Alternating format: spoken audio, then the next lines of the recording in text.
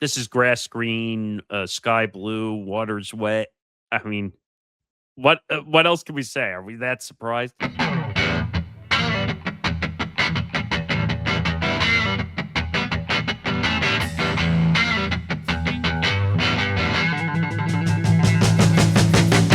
Welcome to episode 318 of Empty the Bench here on the Empty the Bench Network. He's Zain Bando. I'm Nick Morgasen. Make sure to like and subscribe. YouTube.com/ETB Network. Over 1,100 subscribers. We continue to grow. Watch hours continuing to grow.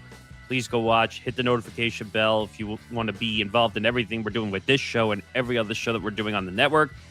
If you can't watch, listen to Empty the Bench wherever you get your podcast. Apple, Spotify. You know the deal. We're on all the platforms. We got a great show for you today. We're going to get into, and Zan's going to laugh and grin in a good way, because we are leading with a bunch of the Netflix MMA card. We're going to talk about an announcement from UFC 329, which, and our good friend Tom Albano would say, I'll believe it when I see it, when this person enters the cage. So we're going to lead with a lot of UFC and MVP MMA today. NFL schedule release recap, which we had a stream for. We'll go over some of the awkwardness and surprises of the NFL schedule release. Aaron Rodgers returns. Just great. Just what I wanted to hear. NBA playoffs. We are in the conference finals rounds. We'll do some previewing. And if we have other time, we'll see if we get to some other stuff. But I'm assuming when we get to the NBA, we're going to talk about the conspiracy theory with the commercial. Oh, of course. It wouldn't be this show without talking about that. I mean, wow, NBA. So when I first saw that, you were the first person that I thought of. I'm like, oh, he's going to be he's going to be alarmed by that. I mean, it was hilarious. I'll save that for we get to the NBA. But let's get started. Netflix MVP MMA first card in the MMA sphere. Obviously, Rousey Carano, the main fight, even though they claimed there was 3 main event fights, which made no sense. They called it a triple main event, which sounded very WWE. It sounds redundant to me a little bit. Like, it's one main fight.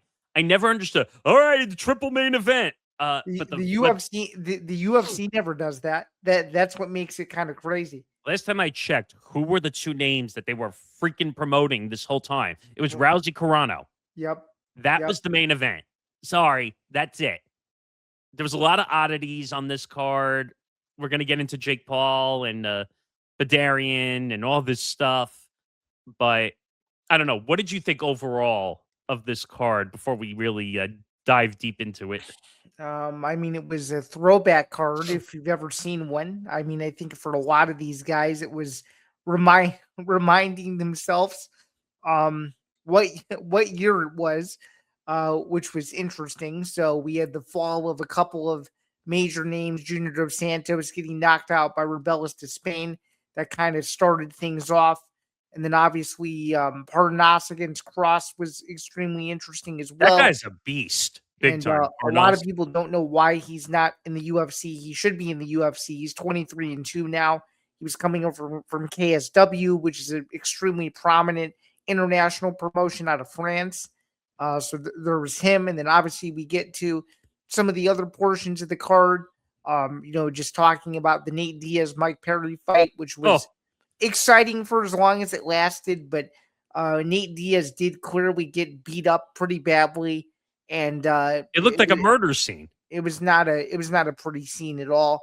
And I got to be honest, Mike Perry is hilarious, but his gimmick sometimes to me is just kind of out there. He's talking about how he wants an MMA fight with Jake Paul, and oh god, I don't know. I don't understand that some of these guys not feeling like just being legitimate is the way you should do things, which it's cool. More power to him. I understand he wants big payouts, and I get it. But last I checked, MMA was a pure sport and not a sport where, the circus is the main star of the show. But he will do what he does. But wait a minute. So I thought, first of all, Perry, because you told me a lot, Perry's very, wishy-washy. Like, he'll either be really good or really bad. Right? He is. He's extremely inconsistent. So First of all, he beat the snot out of Nate Diaz. I was Beat really the- surprised. I thought that was going to be way more competitive than it was. And by the way, DraftKings totally effed up the odds, I feel like, on that fight. How is Nate Diaz not the favorite of that fight? I don't know. Probably because Nate Diaz hadn't fought in MMA in several years himself. So they probably didn't know where that fight was going to go. No, I get it. But like his whole thing is his reputation, his reputation, his reputation. Like he's the best in the world. Like you noticed that, right? Like that was a big thing that they do with him. And then it just looked like he was not ready or prepared for this fight. No, Whatsoever. I don't think he was ready at all. And then Perry just beat him like big time. And then I remember because this was a stoppage after round 2, right? It was the first fight to go to round 2. Correct. Because until that point, it was all first round finishes on the main card, at least. And the gouges, if you saw Nate Diaz's head, by the way, he got mauled big time. First of all, now you've watched UFC longer than me. I don't think I've ever seen that much blood, ever. There's been some bad ones. That's up there. Certainly non UFC, because that was certainly a non UFC fight. That's probably the worst non UFC blood stoppage I've seen in quite some time. What I don't understand is though, because I think it was coming down over his face at one point, right? How do you not stop if it's coming down over your face?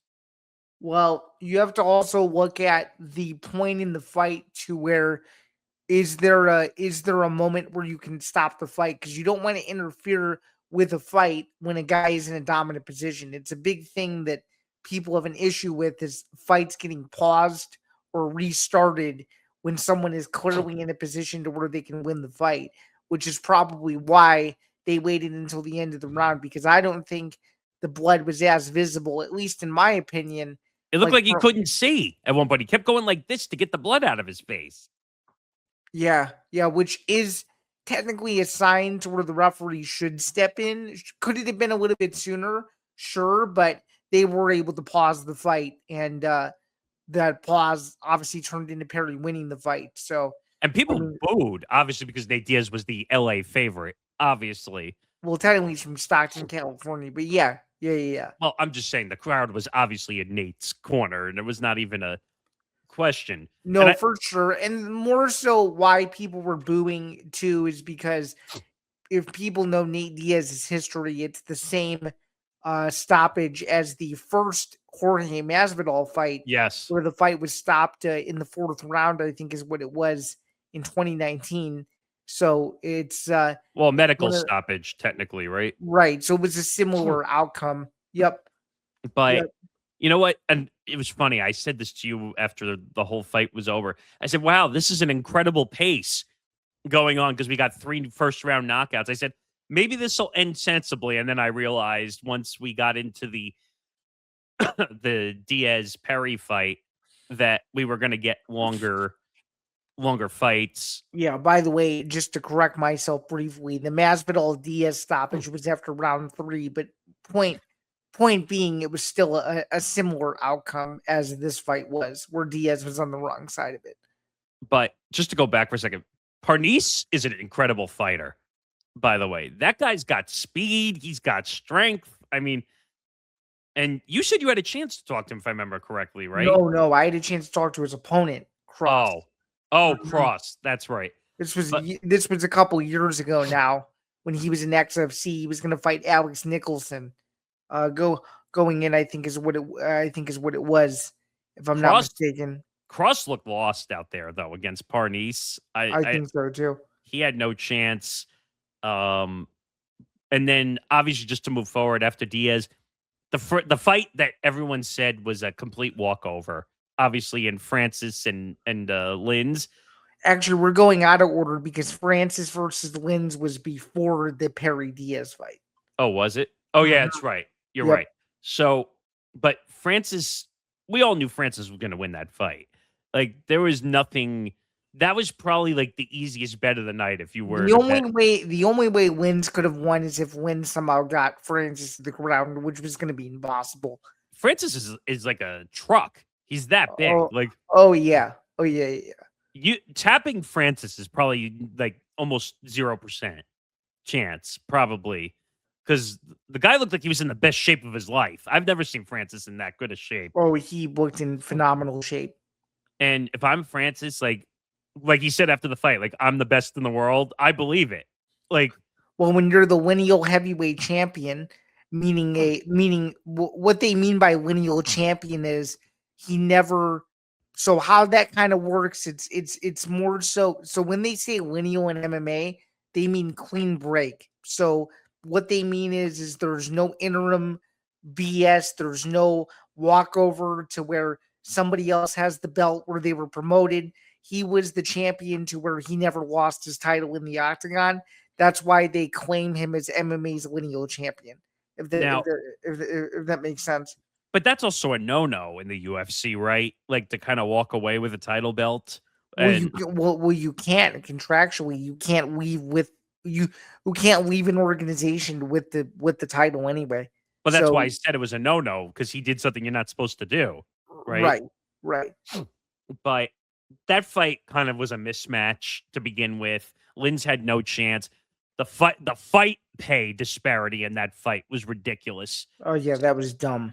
which we'll talk about the pay once we get through the cards. But that fight really, Lynn's got knocked down, and then you know what the weird thing was? It really wasn't like a knockout by Francis. Like, so he hit Lynn's, he went down, and then you just see the ref come in and be like, "Uncle, I'm done. Like, no more."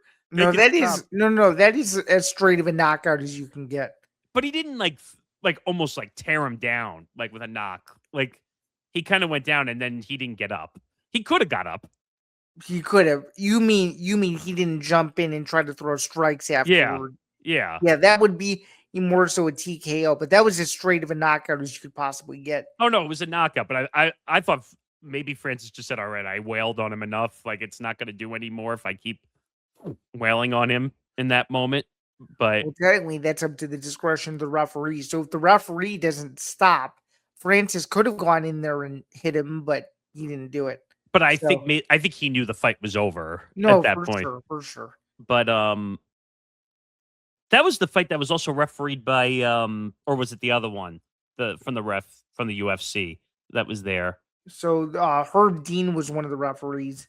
Yeah, I was going to ask you about that. I forgot to ask you like why can he be a ref for this Well, card? no, well, it's a commission decision. It's not a promotion decision. The commission decides who the referees are. Oh, so he doesn't there's no loyalties No, involved. no, no, no, no. No, it's every commission has whatever they want to do with the referees. It's their call. The promotion doesn't decide it. Because I was like, wow. I was like, wait a minute. I'm so used to seeing him call UFC fights and I see Yeah, him he can. Yeah, he can do anything he wants. So but but I, I don't know. I in my opinion up until this where we were all the way up to Diaz Perry, I think Diaz Perry was probably the best competitive fight, I guess. But I don't know. Did you see it differently on the main card or no? probably from a main card standpoint, yes. From an overall card standpoint, no. I think the main event of the prelims was the most competitive fight. Okay. So But that's just my opinion. And the reason why I thought that looking at the card, the main event of the prelims was the most competitive fight was because of the weird twist that fight took. And I'm actually looking up which fight that was now so I can describe it to you. It was it would have been the oh no, it was the fight before the main event of the prelims. It was the Adriano Moraes Pumi Nakuda fight. And Pumi Nakuda is a training partner of Murab actually. And Pumi Nakuda was winning the whole fight and he got submitted within the final seconds of literally regulation. And what happened was Moraes, who's the guy who won, he's out of Brazil, held the rear naked choke too long, which should have resulted in a DQ win for Nakuda. But instead, the referee didn't notice it. Nakuda taps out. They go to instant replay because they're able to do that. They find no wrongdoing, even though he clearly held it 2 seconds after the fight had been called, as in the fight to go the distance, and it gave Marias the win, and people were upset. That's crazy. That was Wow. that was the most competitive fight without a doubt. I mean, I'm assuming you're saying that'd be a DQ because it's a safety concern, Right, right? right. Which means it should have been a DQ win for Marab's guy. He should have. I didn't realize a safety concern could lead to a DQ. I didn't Oh know that. yeah, oh yeah, yeah. If you hold on to something too long, you should technically get disqualified. I mean, I guess because Especially. that's like choking someone, right? I guess in a Hmm. sense, like Hmm. And also, if you tap, if the other fighter taps, you're supposed to let go, no matter oh, what. that was the awkward thing. Like I was saying in the Lynn's fight, it almost looked like he didn't tap, but he was looking up, saying, "All right, I'm done." Like even though he didn't say it, that's why I thought it was odd looking. Well, technically, when you get knocked out, guys don't usually tap though. Well, I So don't mean tap, but like it looked like awkwardly. He was just looking up, like, "All right, enough. Don't hit me already. Don't hit me anymore." yeah, Um, which was probably a good signal for the referee to stop the fight. but all right, now let's move on to the main fight, which and I say that what's the word I'm looking for? Surreptitiously, because the Rousey Carano fight was not a fight. I'm just gonna say that now. Um, that was probably one of the more pathetic fights I've ever seen. Also, 17 seconds, $3+ million spent on a fight. It ends in an armbar. It was a vintage Ronda Rousey performance. There's nothing else you could say other than that. But it wasn't a fight. It really Well, was not a fight. well, to be fair though, was it supposed to be? I mean, I think 99% of the world was thinking that Ronda was going to win that fight. Yes, but here's the problem with that theory. So everyone says it's not a fight, it is a fight. You did all this buildup, which is what MVP is known for. And if I'm wrong, tell me. But MVP does all this extra promotion to build up to this large fight, and you get a 17-second bout with an armbar, which felt like 2 seconds. Help me here because I don't understand. Well, kind of like what I was just alluding to. I mean, almost every single one of Ronda's wins from her career was was quick. I mean, and there's no other way to really explain it other than that. And when you have someone like Gina Carano who hadn't fought in almost 20 years, I mean, it's hard to say that a fight's going to be competitive when you don't know because of the layoffs. And clearly, Ronda had been doing much more athletically than Gina had, kind of like what I was explaining to you before the fight. And I didn't know it was going to be that quick, but I knew that Ronda would win impressively, and she did. So I don't really But you think. can't call that a fight. I mean, and there was an outcome, so technically, it was a fight by definition because somebody won and somebody lost. No. I get from a technicality standpoint there was a result, but you're gonna sit there and tell me that that was a fight? I mean, what else is there to call it other than that? It felt a I little. I don't know. It felt a little fixed to me. Okay, can you explain? Because I don't know. I don't buy the fixed theory at all. It felt fluky. It felt fixed. It felt like almost it was planned. Now there was a social media video put out. I don't remember who it was put out by, but on the Netflix feed, they were showing Rhonda sparring. I don't know what if you know what her sparring partner is before she heads into the hexagon. They were calling it, and they showed it side by side of her getting the victory the way she did and the way that she was sparring right before the fight. It was the same exact takedown. The one that she practiced right before she went into the hexagon and the same one that she did when the fight started. Okay? It's happened before. There's famous sparring footage of Conor McGregor loading up his left hook in the locker room right before he knocks out Jose Aldo, almost as a foreshadow. It's happened before. It's not like It, it's the first time. yeah, but it bothers me that Gina didn't even get a punch, something off in this fight. It felt like they were almost trying to build Ronda's story back up after she lost her last two fights in embarrassing fashion. Okay?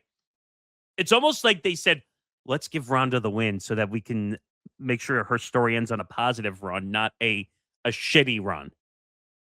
That's what it felt like to me. Interesting. I didn't see it that way. I just saw it as a vintage Ronda performance where she just won very quickly in an impressive fashion. Was this fight worth $3 million to you? No. They both got overpaid. I know that all fighters were underpaid leading up to this point. But Ronda making $2 million, Gina making over $1 million, and that's the fight you get. It felt like a pathetic performance to me. A little. I'm just curious, based on Ronda's career, what else would you have expected other than a quick stoppage win? A little bit of competition. A little bit. Something. Not You're telling me that they were talking about an arm bar for the last 2 or 3 months. Well, that's how she won. I get it, but it looks a little odd that in 17 seconds she won via armbar. That's how quick it can happen. And just listening to Jake and to Badarian, it's we're going to try to coax Ronda to do another fight, or she'll always have a job with MVP. Listen, she's made it clear she wants to have babies, she wants to retire, and all this stuff. She doesn't want to fight anymore. Well, that's obvious. That's obvious. They're just saying it, hoping that she sticks around somehow. So she made $2 million for this fight. If you really want her that bad, are you giving her $5-6 million to? There's no way they can afford that. I don't think. Because that's what it would take, right? Probably to get her to fight. Probably. And you'd have to give her a credible name. You'd have to give her Cyborg or Holly Holm or somebody that makes it worth her getting up every single morning. First of all, I don't think Ronda will put her reputation on the line again versus Holly Holm. I just don't think she would do it. Well, granted, I don't know if you've been paying attention, but Holly Holm the last few years has looked horrible. I get it, but I don't think Ronda's going to risk losing twice to somebody. I don't think. And I'm just going to say this now. If she fights Cyborg, there's no way she's winning that. I would pay to see that fight, even if it wasn't on Netflix. I'd want to see Cyborg beat the crap out of Ronda Rousey. This was not a fight at all because Ronda Rousey was clearly the stronger person going into this fight. And Netflix beated it into your head like when they take the smoker to a cow, when they brand a cow. Like it felt like they kept saying pioneers, pioneers, pioneers. How many times did we hear that word during the Netflix stream? I mean, I'm just going to ask you this. Do you agree that they are pioneers in women's MMA? I think Ronda is clearly the pioneer of the MMA. I think they both have done a lot of good for the sport, but Ronda is the reason why the sport got where it was. From a women's MMA standpoint, because the sport was already big at the time. Yes. They just didn't have women in it yet. Right. But Ronda becoming the big star, winning her fights in 17 to 30 seconds was the reason why women's MMA grew. Right. And now it's just as big as some of the men's fights, although when you look at the main event discrepancies, it tells a different story. But I don't know. All I can say is the main event went exactly as most people expected.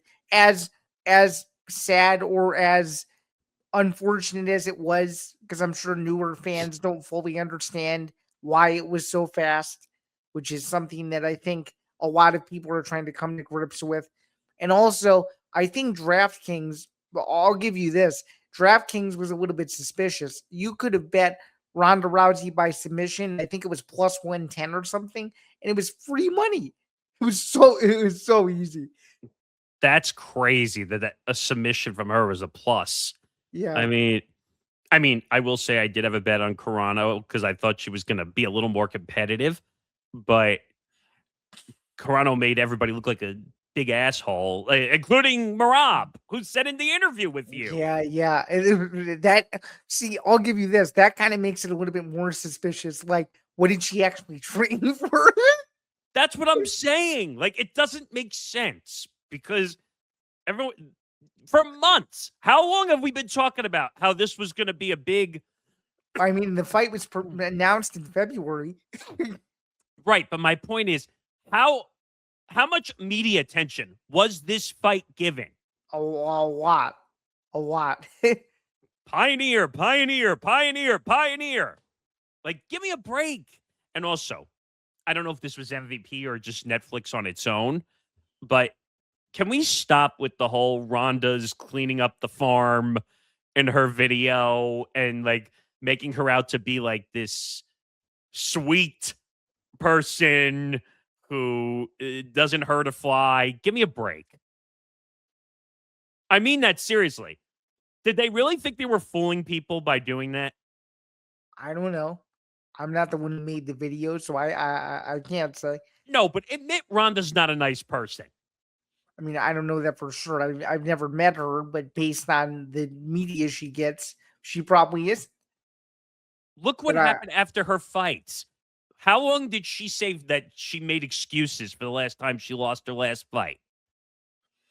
Well, she made excuses after the home fight, and then she vanished basically after the Nunes loss. She didn't Right, really, but how many she didn't really do- interviews? But how many interviews did Rhonda do where she kept saying, "I wasn't prepared, so it's not a fair fight"? Oh, How she many times? did. She did that quite a lot, but it was years away. She almost waited years later to see people would forget, and people didn't forget. I think people got on her ass more for the excuses that she made. Like, I think so too. and the last thing I'll say, because we're spending a lot of time on this, Jake Paul, Badarians, both talking out of both sides of their mouths. By the way, right? Well, Would you it's because agree? they don't exactly know what they're doing, and I'm just gonna say this: you can't say that you're interested in Francis versus John Jones in one sentence, but then in the next one you say, "Oh, I don't think it can happen because the UFC is all the bargaining control." Which one? Which one is it? You guys either want to see him get out of his deal or you don't. If, That's what I don't understand. in my opinion, and I said this to you before we started, the only way MVP is going to gain value, they got to catch guys when their UFC contracts are up. That's when they got to burn when the iron is hot. I think so And too. now they're never going to get John Jones I don't think so either. because the UFC, Dana White, is never going to let him out of his deal ever. Now, I don't think so either. now, what is the name of that clause you told me about though? After a period of time, It's called the Champions Clause. so how does that work? Is it a certain period of time?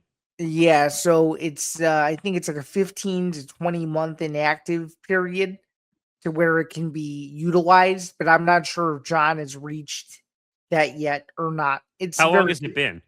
It's very well, he hasn't fought since November of 2024.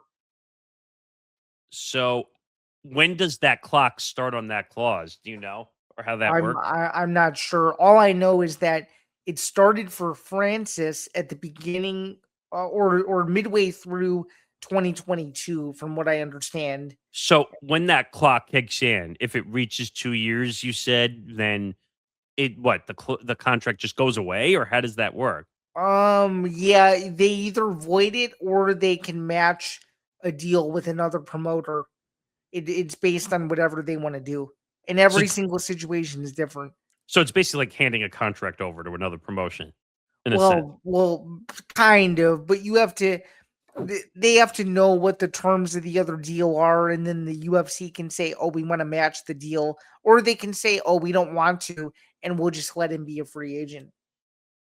Or they Well, can choose not to re-sign him, which is which what which is sometimes essentially happens. what they did. But Right. um, long story short, I don't know how they follow up this card. It's I, going to be I hard. I don't know either. That's a very good question. I think they made a huge mistake, and I said this when we were talking about the card originally. They should have put Francis on the second card if they were going to do one. I think so too. Think so too because Francis should not be a non-main event on a card. It's really dumb. And I will say to this day, it's redundant to have three main events. It made no sense at all. It was confusing. The When marketing was confusing. Yeah, the marketing was because you don't see that in the UFC. You see the featured fight, then the co-main event, then the main event. Yeah, so what they did was confusing. Now, I don't know what Jake and Darian are going to do to follow this up. I did think it was funny though. I forgot who said if it was Perry or if it was Nate, who basically said that Jake was like a walking salesperson, like he doesn't run the business or whatever. I think Perry said that. Yeah, like Perry like ripped him a new asshole standing right in the hexagon there. Yeah, yeah, Um, and it's funny. Well, it's funny. I don't know if you know. What made me chuckle because they used it in the wrong context.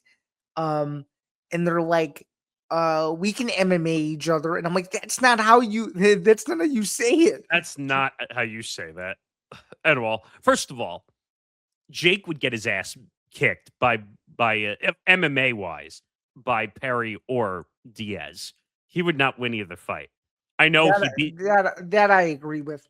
I know that he beat them both in boxing, but they're not. That's not their skill technically, No, it's right? not. Well, for Perry, it's become it because he was a bare knuckle star. So I Right, thought but they're Perry both had a MMA really- guys, though. right, right. So Jake wouldn't stand a chance. Like I don't need, and I love that he keeps calling out Francis too. That one makes me laugh. Oh, that Also, one's dumb. That one's so dumb. Jake wouldn't last like a minute with No, Francis. no, he wouldn't. It'd be the easiest bet of all time. So I don't know where it goes from here. How if they're gonna do another card because this was successful. But I would think they would. how do you follow up Rousey? Well, even though they not a fight, but Rousey, Carano, Diaz, Perry, like and Francis, who's could possibly be out there to lead a second card? Well, if they get their if they're dumb, which seems that they are kind of dumb a little bit, they're gonna do Diaz Perry too, which makes no sense because Perry just destroyed him. And then the only way that they could make something that people care about is if they give Francis a big fight, which it's probably not going to be Jones. They're probably going to have to find another alternative, and it's going to be hard unless they call like Brock Lesnar or something. But I don't know.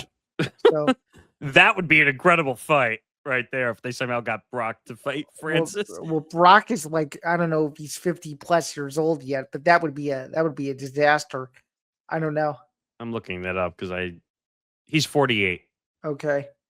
But yeah, I don't know if he has one more left or not. We'll see. We'll see. Yeah, but knocking on the door at 50 is old in this space. That's old. Oh yeah. But long story short, I think it was a decent card. I think they did a good job in Jake Paul fashion. But I think they went too heavy for the first card. Now I thought the pacing of the card was terrible. Oh, it was terrible. I thought literally after the first 3 knockouts that I said, "Oh, we're gonna get a pace card." I was strongly mistaken on that one. Yeah, everybody was. But it is what it is. All right, moving on. Continuing in this space, we got an announcement during the MVP card right before the Francis fight. Dana White does his dopey video, which makes no sense whatsoever. The quality was awful. I think he was sitting cage side at the fight night. Yeah, at the Apex. Yeah. And so he announces Conor McGregor versus Max Holloway 2, confirmed for Saturday, July 11th, which is International Fight Week. That's correct. And this is not a shocker, but as our good guy Tom Bando would say, I'll believe it when he enters the cage. Yeah. It's under 50 days away. Kind of like what I was alluding to yesterday. The narrative is building, man. It's at 170. Max Holloway's never fought at 170 before. Conor McGregor coming back for the first time in 5 years. If this fight does happen, it's going to be a spectacle for sure. A lot of people are going to be excited about it. And I think it could set a big business if McGregor somehow beats him, because the UFC knows he only has 2 fights left on his current deal. This is number 2, which would mean that he would only have 1 fight left. So this is one of 2 fights left. So they know they need to milk McGregor for as long as they can. So I would think from a business standpoint, the UFC would want him to win so he could fight for a world title in November or December, either at lightweight or at welterweight. That's probably what they're hoping for. And I know it doesn't make a whole lot of sense because he's lost 3 out of his last 4 fights, but I think they're looking at this as a pure business standpoint. And then if Holloway wins, then McGregor has nothing left to sell anymore. So it's one of those fights where it's passing the torch. They fought before. That was 13 years ago. It was only when Max was 20 years old. So he's obviously a much different fighter than he was back then. And Connor certainly, well, we actually have no idea how he's going to look because it's been so long since he's fought. So it'll be 1 year and 5 years and 1 day since his last UFC appearance. Was that the injury fight? Or Yeah, no? I was there. Yeah, the Poirier fight. That's where he snapped a leg or ankle, right? Correct. That was gruesome. I remember seeing that, and I remember hearing the sound that made. Oh, yeah, it was not good. It was not good at all. So Poirier won 2 out of the 3 fights, and obviously the UFC decided to move on from the Chandler thing, so they're doing the Max Holloway fight, which to me doesn't make a whole lot of sense because Holloway just lost to Charles Oliveira. So you would think that because the UFC is so obsessed with, so it's coming off a loss. Yeah. Well, right. My point was though is you usually, I don't know if you know this, but you usually don't see UFC numbered events that don't end in a title fight.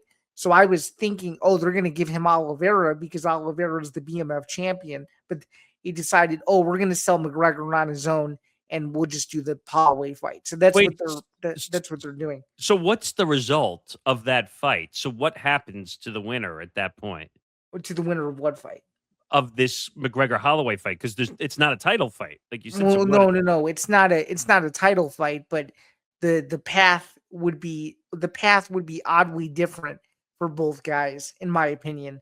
So then in your mind, what is the McGregor path to get to that second fight? So if McGregor wins, I think they'll give him a title fight.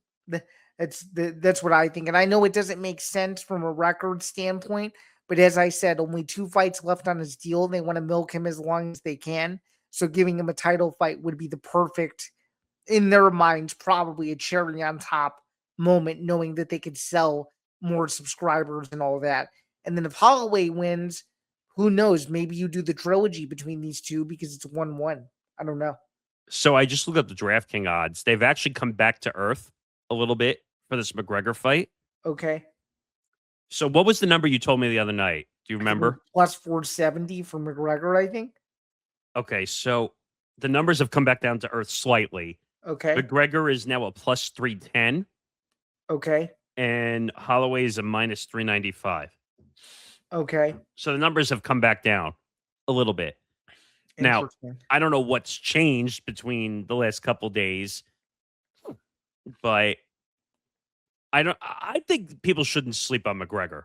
I don't think so either. One hook and this fight could be over. Oh, right? 1000%. If he still has even a remotely semi-decent left hook, this fight's going to be very interesting. Very interesting. I think people shouldn't sleep on Connor at all because you know what, man? He's crazy. He's a crazy MFer, to be quite honest. He is. And he is. I feel like if you give him one shot at Holloway's face, like he could knock him out on the ground flat, cold. Yeah, I think so too. Although Holloway has really never been knocked out besides Ilya Topuria, so it's going to be harder to knock out Holloway than it looks. So we'll see how the fight goes. I'm excited for it, assuming it happens. As I said on the stream the other day, I don't have a pick for it yet, but assuming it happens, it should be really exciting. And just to kind of explain a little bit further as to why I think a title fight makes sense is you have Islam Makhachev. He's the welterweight champion, and he is a Khabib Nurmagomedov protege.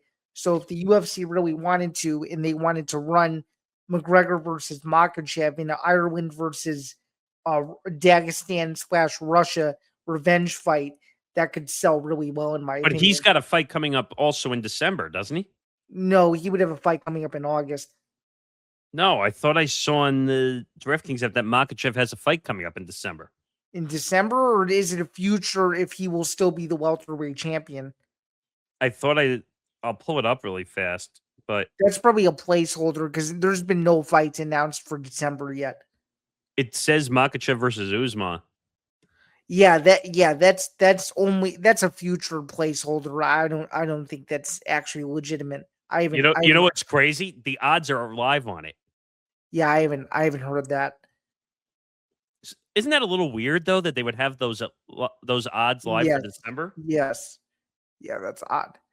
Yeah. 'Cause That's probably just a placeholder. My point in saying it though is if McGregor were to win, the Makhachev fight is there. If they really wanted to make it, they could easily make it. I hope so. I mean, I'd like to see Conor get back. It's good for the sport if they can get him back. I think it brings more eyeballs Oh, on the sport. 1000%. Now, I still wish, and I think Dana's an asshole. I'll say that till I'm blue in the face because I think they're blowing an opportunity still on McGregor Chandler. Oh, it's stupid. I don't understand why that wasn't the fight to begin with. And I don't know if this is Dana just being a mouthpiece saying like no one's interested in the fight. I think a lot of people are interested in the fight. I think he's dead wrong. I agree. I really do. I wonder if him and Hunter are at odds over that fight. Like if Hunter behind the scenes has said, Oh, do you think Hunter probably wants that fight? I'm not, I don't, first of all, let me be very clear. I don't know anything. You don't know anything. This is just a pure speculation thing. Yeah. But I'm wondering if Hunter behind the scenes said, hey, we're missing out on a money opportunity, like real money opportunity. And we should make a main event. And obviously it can't be a title fight, but like I think you're telling me people wouldn't tune in with a card built under McGregor Chandler? Well, then the other counter argument is, oh, we tried that and McGregor got hurt 2 weeks before the fight. Okay, but that was a different scenario that was going on at that point in time.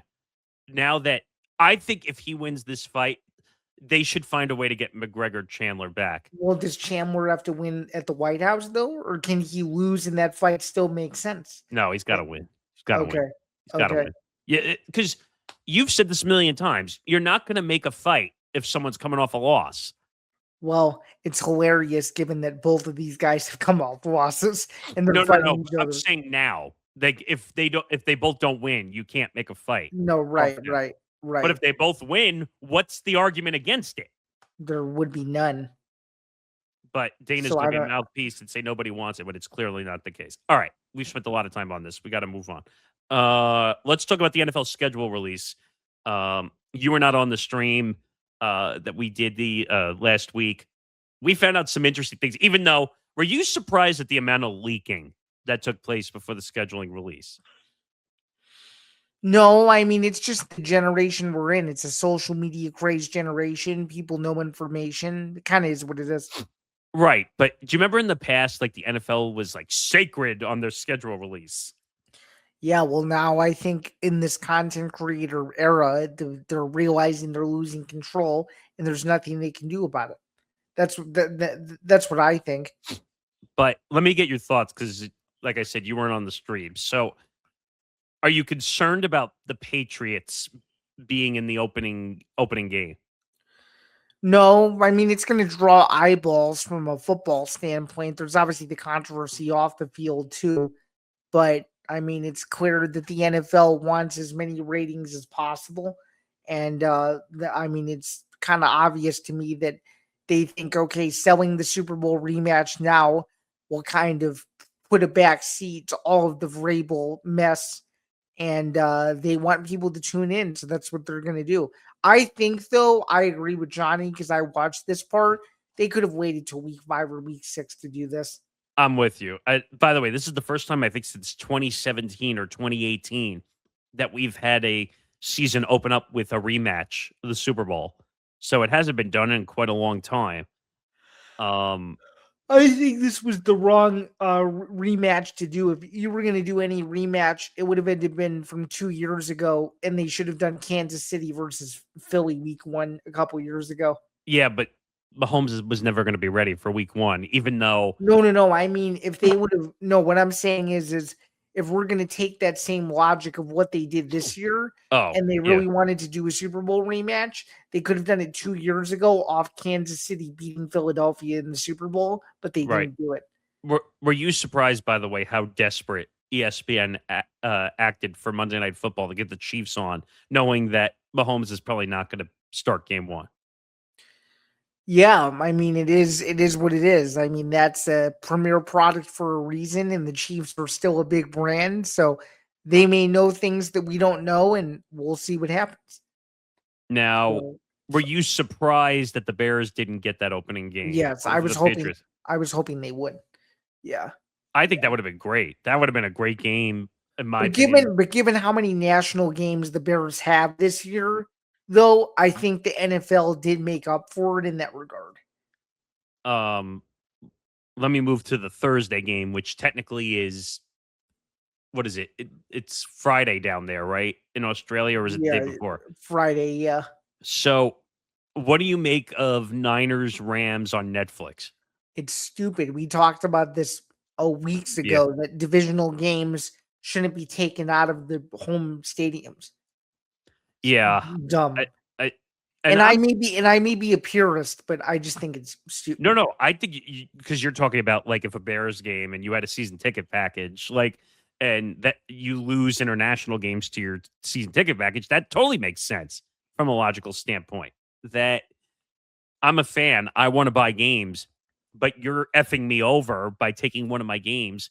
And I think there were lawsuits filed on this, right? Yeah, from what I understand. So, first of all, and you know this, you've heard me say this a million times. I have Netflix, but am I really going to sit here and watch a game that's in Australia on its own? I'm not. It makes no sense for me. I probably will just because it's football, and I don't like not keeping up with that stuff. I mean, I'll follow the highlights and I'll make sure I'm following the game. But I don't know if you heard what oh god, the Kyle Shanahan said for the Niners. Did you hear what he said to the media? No, I didn't. He basically said, "Oh, I'm looking forward to traveling 17, 18 hours to Australia, basically taking a dig at the trip." Like those players, that's an awful traveling arrangement. It is. Although to be fair though, Australia's weather is really nice. So by the time they get there, there's not going to be much to complain about, I don't think. I get it, but you have to go like 3, 4 days in advance just to acclimate, which is I know. another problem. I know. Um, we talked about the Giants Cowboys game last week, which by the way, if you want to see a clip of that, we put that up and it's getting a lot of views already. But were you surprised by that game? I was a little. Yeah, I think we both were because we both agreed that there's no hype around it. Yeah, it's basically hey bad team Cowboys nonsense. Were there any other games that to you? Oh, the Thanksgiving Eve game. What do you make of the Oh Thanksgiving Eve yeah, game? yeah. Green Bay and the Ravens, right? I'm looking that up because I think that's right. Am I wrong in saying that? I don't remember. I'm looking it up. It is no, it's Packers Rams. Oh, Packers Rams, yeah. Yeah, you don't need a Thanksgiving Eve game, I don't think. You could have done that as a standalone 325 game and that would have been fine. I feel like this is the NFL getting like really greedy at Oh, this point. for sure. And if you notice, they took the ESPN games, so now I think CBS has another exclusive late night game. Yeah. NBC has another exclusive late night game. Yeah, it's And then, almost you need a flow chart to know what networks have what games and all that stuff. so I don't know. Here's my theory of the Thanksgiving Eve game. This is the NFL saying, we're the NFL. If we just keep adding games, the NFL fans are going to watch it, right? Essentially, is that That's what? probably what they're thinking. Yeah. Yeah. And But to be fair though, the quality of the Thanksgiving games and the Thanksgiving Eve game is really good. Like those are games that people care about. I feel Would like you not? the past couple years though, the Thanksgiving games haven't been that good, at least in my opinion. No, I don't think so. But I think Bears Lions is a chance to be exciting though. Like, can we take the Cowboys off of Thanksgiving? Like, no one wants to see that No, anymore. I don't think so. It's too tradition rich that they would never do it. So, what were the games? Oh, here. I mean, the three games they chose were good: Bears, Lions, Eagles, Cowboys, which is division. Well, Actually, both are both division division, games. and Yeah. then Chiefs, Bills. Well, you got to hope the Chiefs are in playoff contention by that point. And you got to hope Mahomes is healthy Yeah. also. Because if you get Mahomes versus Josh Allen, that would be a great game. Right, but if you get Josh Allen versus Kansas City's backup, it's going to be a blowout. So right. And who was complaining? Oh, I think Nance was complaining also, if I'm not mistaken, about the Thanksgiving Eve and things because they don't have the traditional game anymore that CBS usually gets. Right, which is the first game of the day.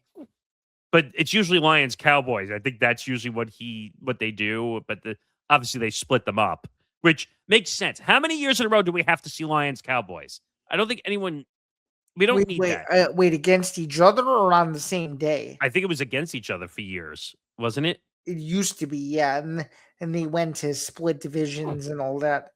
Thank God. I was just getting tired of that on Thanksgiving. But this whole Thanksgiving Eve nonsense. We already have enough games during Thanksgiving. I mean, you want to talk about a mess? Talk about the games on Christmas Day. Oh, I mean, people are upset about that too. I'm just pulling those up because I can't remember what they are. Bears Packers is one of them. It's Bears Packers and Bills Broncos. Well, Bills Broncos is whatever. Well, actually, no. It depends on what you think of it because that's a playoff rematch. That actually might be pretty good. So the Packers Bears game is at Soldier Field. Yeah, I'm aware. So that's 1 p.m. on net. And by the way, the ticket prices, because I was already looking at those, are making me throw up. I'm really sad about it because it's a holiday game. They're going to charge premium for it. Yeah. And it's also a prime divisional matchup game, obviously. Yeah, and assuming that both teams are good, it could determine who wins the division. It could be really exciting. The NFL better hope both teams are in contention for that game to be worthwhile. Correct. And then, although you can put Bears, to be fair though, Bears Packers, that's one of those games where you throw the records out and you see who wins because there's been some nasty games over the years between those two where one team wasn't particularly good and then they end up showing up. Right, but take for instance, the Bears are running away with the division and Jordan Love gets hurt again. Is that game going to be worth? Is it going to have the same peak value? I just don't think so. Probably not. And then the second game, Bills Broncos in Denver. Both games on Netflix, 1 p.m. Eastern and 4:30 p.m. Eastern on Christmas. Yep. I don't know. I don't think those times are that good, to be honest. It's right in the middle of the day for most people. Yeah. Chicago sports radio hosts are not happy about it. They were hoping it would be a night game. Oh, and then so there is a triple header. The first two games are on Netflix, and the third game is on Fox. And which one's the third game? It says Lumen Field, Seattle, but I don't see the. Oh, is it Seattle against the Rams, or am I wrong? Oh, you're right. There it is. Rams at Seahawks is the third game. So they have a doubleheader on Netflix, and then those are all divisional games. Very interesting. Well, have you noticed this year that a lot of the games they chose for standalones are divisional games? That's kind of cool, though. No, it is. It makes the rivalry important. I don't understand though the Netflix doubleheader and then the prime time game is on Fox. I don't remember the last time Fox had a prime time game. Do you? Yeah, Bears Packers in I think it would have been week 15 or 16 last year at night on a Saturday night. I'm just not used to them having an 8:15 game. It's been a long time. Yeah, it has. Was there anything else on the schedule that really stood out? Bears Eagles being as early as it is, I thought it'd be later in the year. I thought that was interesting. The Bears ending with 3 divisional games. Detroit, Minnesota, Green Bay. That was interesting. You usually don't see that. I think that's great, though, because that makes it competitive all the way down to the stretch. Well, right. And if the Bears lose one of those, it's a chance for revenge in all 3 weeks, potentially. Well, to save their season, too. If they had that early last year, right? Didn't they play division? The Bears played all division, the first 3 out of 5 games or something? Yeah, they played Minnesota twice in the first 6 weeks. They played Green Bay later in the season, and they played Detroit later in the season. So, And I was like, wow, the amount of division games, it almost made it impossible to recover in the end for some teams. correct. There are a couple games that I'm looking forward to. I will say this though, I just gotta admit this is kind of an off-topic thing, but man, that Raiders schedule is brutal. That is a terrible schedule.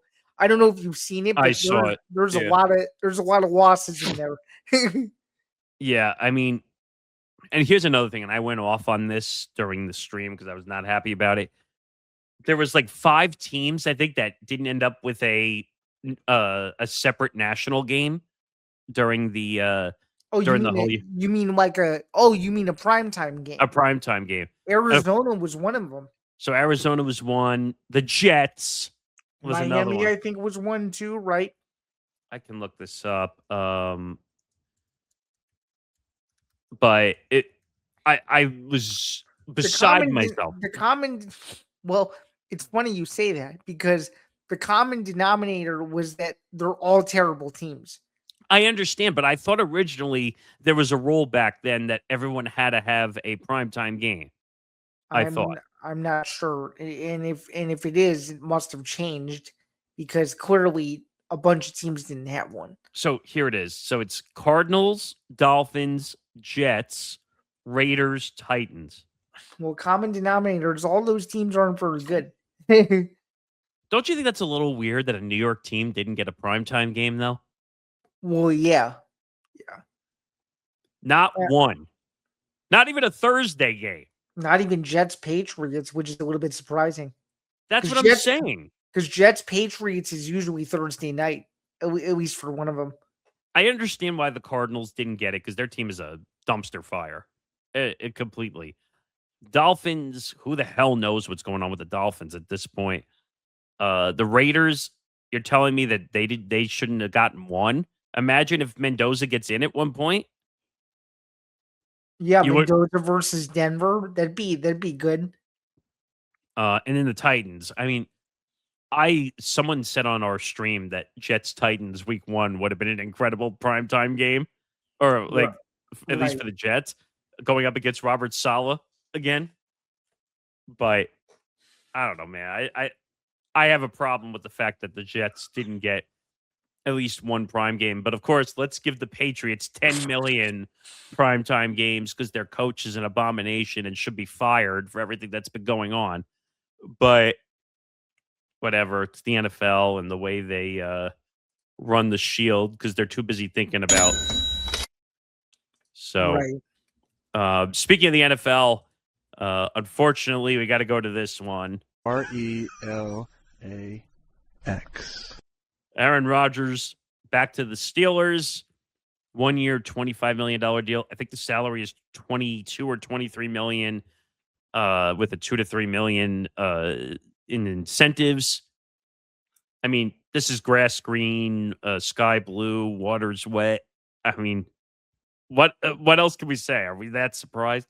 No, not at all. Not at all.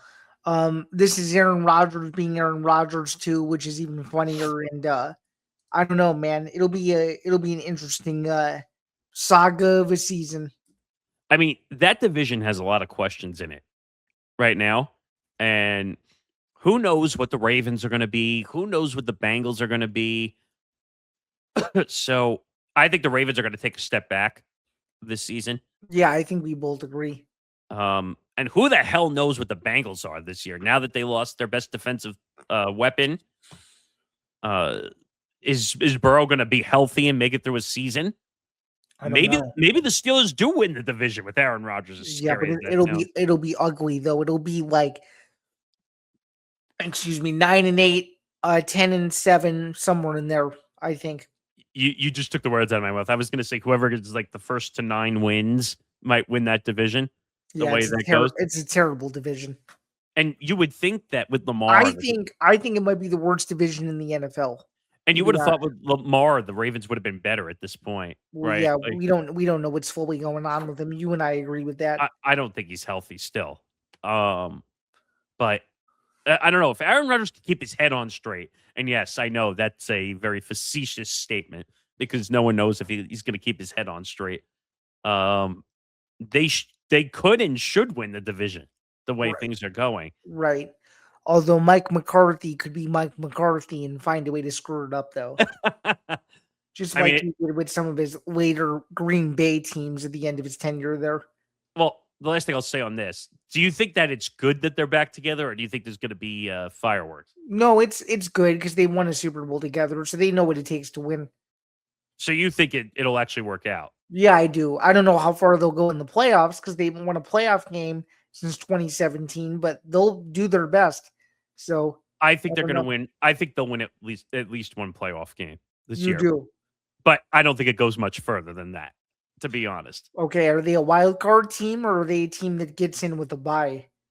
Well, if they win the division, they get in with a bye, no? Yeah, I think they're going to win with like a 9-8 division record. Okay. I think, and I think they're going to hold the tiebreaker against the Ravens because they always do. I think they'll hold it against the Bengals too. So I think they're going to get it in. I think you're going to get multiple teams that are 9-8, but I think the tiebreaker is going to put them in. I think so. I'm going to make a prediction right now. They'll split the games with the Ravens. They'll sweep Cincinnati and they'll sweep Cleveland. Yeah, I think you're 100% right on that one. Interesting. We shall find out. But I don't know. I mean, Aaron Rodgers is Aaron Rodgers. I mean, he's got to retire at some point, right? I mean, I think if they go far and they make a decent run, even if they don't win a Super Bowl, I think he's going to retire at the end of this upcoming season. I think so too. But all right, quickly, and I can't believe we saved this for last, but the NBA playoffs. Talk about the Eastern Conference, Western Conference. As you're watching this now, game one will have already been in the books. I think for both series, right? So I'm checking that now. I think for one of them, but not the other. Let me check. The Eastern Conference one will already be through game one. I know that. Yeah, and then the Western Conference final. Actually, the Western Conference final game one will be through. And let me look at the Eastern Conference final. But as I do that, keep going with what you were saying. Oh, yeah, actually, by the time this comes out, both game ones will already be through. Right. Game one of the Eastern Conference final will have been played on Tuesday. So this is interesting. And by the way, you brought up a funny teaser at the beginning of this episode, which I was going to bring up now about the NBA and ESPN accidentally airing a Cavaliers-Knicks Eastern Conference preview before Game 7 was even played between the Cavs and the Pistons. I don't know if that was like really good foreshadowing by ESPN. No, I think it was supposed to be a placeholder because they probably thought the series would end in 6 instead of 7. That's another theory that's being thrown around. I don't know if I fully buy that. You could get fired for doing that too. You could. Like that would be like airing a Big Ten championship commercial before the teams are even decided. Well, not that this is the same thing I'm about to say, but do you remember when the Aces last year were in the WNBA finals and they I do remember this. They aired the Asia Wilson commercial before they won the title. That was awkward. Yep, I remember that. Excuse me, and I think the person got reprimanded, if I'm not mistaken, also for pre-airing the commercial, saying the Las Vegas Aces are your WNBA champions. I'm like, wait a minute. What? Wait a minute. The series is not over yet. But I don't know. So look at these two series. Well, to be fair, and I'm going to give you another funny example, and then you can continue with what you were saying. Yeah. Do you remember 2 years ago when the UFC announced that Pereira was stepping in to replace the McGregor fight, and the same day that fight was announced, ESPN accidentally re-aired the McGregor Chandler promo after it was already canceled? I do remember that. Yeah. Do you remember that? I don't get how those mistakes can be made. I really don't. You have control over inventory that airs on your network. So I don't understand how a Cavs Knicks Eastern Conference Finals promos could air knowing that the series is not over. Right? Yeah. And some guy was trolling on Twitter. He's like, so do I bet the Cavs tonight? I don't blame those people for coming out and acting like that, because it's just like, wait a minute, the series is not over. And then the funny comments I saw on Twitter, X, whatever you call it at this point, people were saying, like, is the NBA foreshadowing that they wanted these two teams in the Eastern Conference Finals and they wanted nothing to do with Detroit? That's always that dumb theory that comes out, that they don't want certain teams in. But you know what? The Knicks played well. They were resting for a while. Well, they were. I mean, the They 70s. were taking their and not to make it a hockey reference, but they were taking their sweet time, just like the Carolina Hurricanes. And by the way, we don't really talk about hockey on this show, but speaking of rest, Carolina's 8-0 in the playoffs and hasn't played in a playoff game 2 at the weeks, time that we're recording this in 2 weeks. which is incredible. I feel like they need to fix that in all professional sports, where Besides fight sports, because there's no playoffs in those. But well, yeah, no, but I'm saying they gotta do something to fix, like, time off between series. I And think so too. I don't now they're gonna say, oh, but they play more games in a smaller bit. Do you really want 2 weeks off? That becomes a rust versus what's that stupid saying they say all the time? Rest versus rust. Yeah. But the And it Knicks, also becomes a rest and recovery. Speaking of rest, a rest and recovery nightmare too. right. So the Knicks swept the 76ers. If you want a whole diatribe of me talking about how Daryl Morey is gone and all that nonsense, There's a whole video on that. yeah, because basically it was this. Morey is a liar. Yes, James Harden. But ironically, James Harden on the Cavaliers taking on the Knicks. By the way, best series so far. Cavs, Pistons going 7 games. I know there was some other series that went 7 games, but this one I thought actually was one of the better. Man, Detroit on their home floor just not showing up. As a 1 seed. Unbelievable. They were down 20 most of that game. Like, I mean, it's almost like Detroit forgot they were playing at home. Yeah, that sounds pretty accurate, to be fair. And by the way, James Harden, again, I don't think he showed up at all. Like, this guy can't do anything in the playoffs. And I mean, that shouldn't be a shocker by any means. But let me pull up the box score. So he had 9 points on 2 of 10 shooting. Yeah, that sounds like a typical James Harden disaster masterclass. That's what I think. 2 of 10 from the field, 9 points, 0 of 6 from 3. I mean, this guy can't shoot in the playoffs if you asked him to. It's unbelievable to me that every team that he demands out of every team he plays on, and these teams keep giving him a chance, but he can't do a damn thing in the playoffs. Like, it's unbelievable. Yeah, it is unbelievable, to be fair. Yep. And then on the other side, Spurs, Timberwolves, that was an incredible series. Obviously, the whole Wemby situation where he elbowed Naz Reid, even though I don't think that should have been a flagrant 2. And I think the NBA got it wrong, and that led to the Timberwolves getting a win. That series would have been over sooner if Wemby didn't elbow Naz Reid. But the injuries caught up to them. DiVincenzo out, and will probably be out most of next season. DeSumo was great, but he wasn't 100% healthy. No, he wasn't. But I hope he gets paid a lot of money because he deserves to stay in Minnesota, I think. Incredible player. I think he's going to be a great player for many years to come. And if it's not Minnesota, someone will pay him. I have no doubt in my mind. But I think so too. And he's humble too. So I think he'll take whatever he's offered. I think he knows what he's doing. But remember what I said. What did I say the best series was going to be coming up in the NBA Finals? You said that the best series was going to be the one that's currently going on now between OKC and San Antonio. Yeah, it's about to start. Yes. Well, actually, you're right. It has started.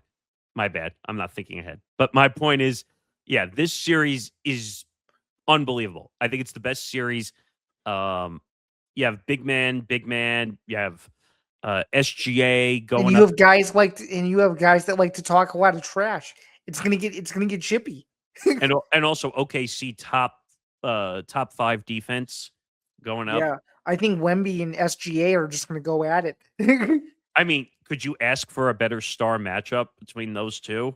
I mean, No, it's the de facto NBA Finals before the NBA Finals. If we're being really honest, that's because why I think those are the two best teams left. I agree. And that's why I said I thought that was going to be the best series of the NBA Finals.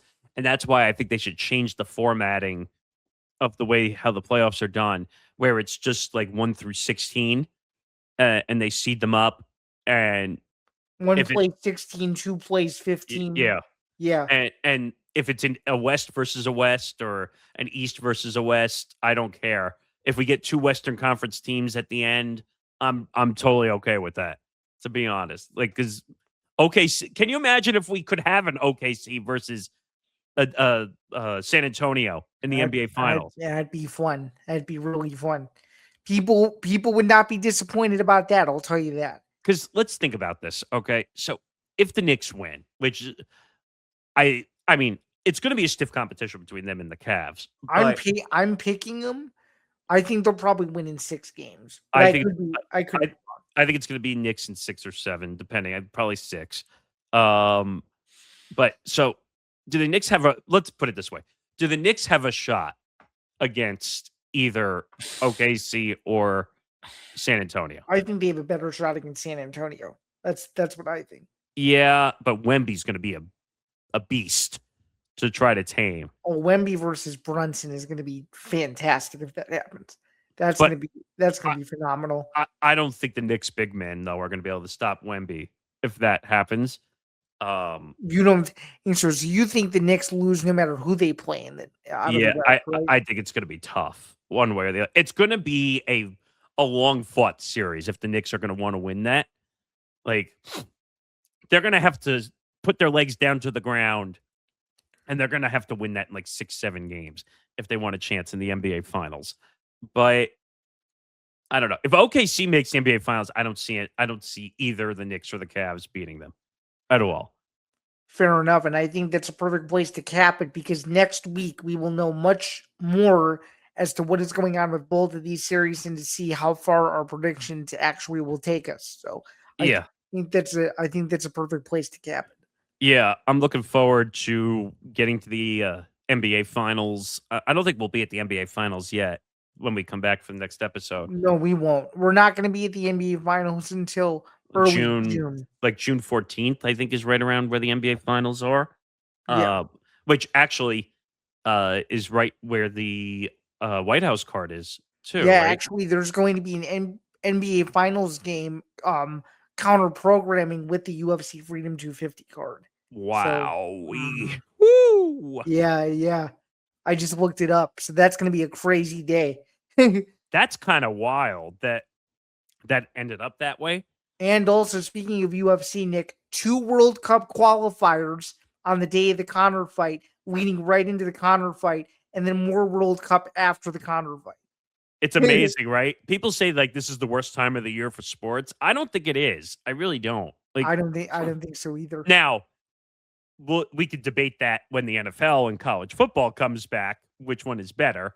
Obviously, I think when the NFL comes back, it makes everything better. But I'm just going to say this, and this is too early. We'll talk about this more in the future, but I think college football in person is way better than the NFL in person. And I think the NFL as a TV product is a better TV product than college football. Well, I haven't seen it. I haven't seen it either. That's a hill I'm willing to die on.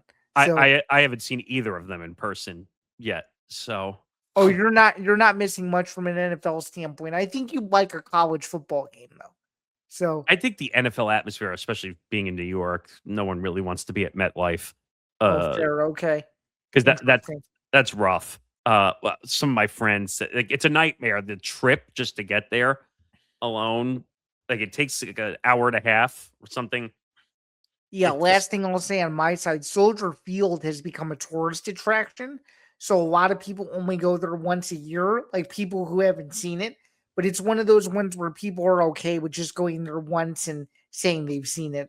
So it's not one of those where it's continuous and you crave coming back like Wrigley Field or the United Center or something like that. Soldier Field is more of a one and done, at least from what my friends tell me, and I somewhat agree with them. So, well, yeah. I guess we'll see. But that'll do it. Make sure to like and subscribe. YouTube.com/ETB Network. Check out everything we're doing on there. Make sure you hit the notification bell. That way you're notified of everything we're doing, whether it's this show or a bunch of other shows and our live streams that we're doing. So make sure you check everything out that we're doing. Yeah, and if you missed the last episode of Zan Zinger Part 2 or of episode 90 of BB, go and check those out. Just a quick shout out to Marab. Thank you to Marab for his time. It was a fun episode, and hopefully we can do more of those special guest spots in the future. Yeah, no thanks to Colby Covington. Unfortunately. And we're trying to work on some other ones too. Hopefully. Yeah, we're trying.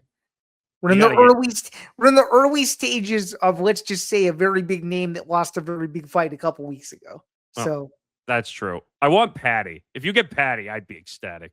No, I know. But I'm working, and too. Don't worry. There's a lot of moving puzzle pieces, if you will, behind the scenes. Where I'm just waiting. Irons in the fire. Irons in the fire. I know.